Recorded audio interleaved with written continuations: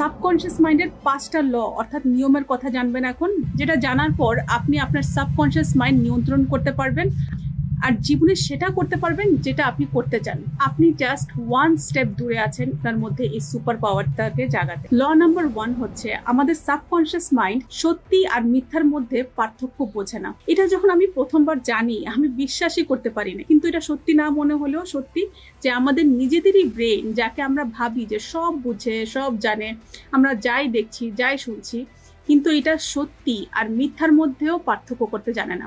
আপনি আপনার ব্রেনকে যা বলেন সে সেটাই সত্যি মেনে নেয়।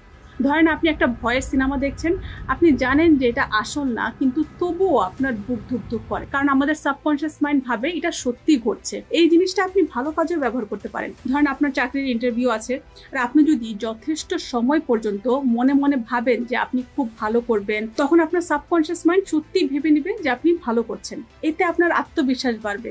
এর জন্য জ্ঞানী লোকরা সবসময় একটা কথা বলে যে স্টে পজিটিভ, কারণ যখন আমরা পজিটিভ থাকবো তখন আমরা পজিটিভ সিচুয়েশন আর পজিটিভ মানুষকে অ্যাট্রাক্ট করব। কিন্তু আমরা এই কথা শুনলে ভাবি যে পজিটিভ চিন্তা করলে কি পজিটিভ হয়ে যাবে সিচুয়েশন? কিন্তু আপনি যদি এই সাবকনশিয়াস মাইন্ডের পাওয়ার আর লসগুলো ভালোভাবে বুঝেন, তাহলে আপনি আর এমন বেসিক প্রশ্ন করবেন না। আপনি আসলেই বুঝবেন যে এটা কিভাবে কাজ করে, আর এই যে এত পাওয়ারফুল একটা পার্ট যা আমাদের সবার কাছে আছে, এটা কিভাবে আপনার উন্নতির জন্য আপনি ব্যবহার করবেন।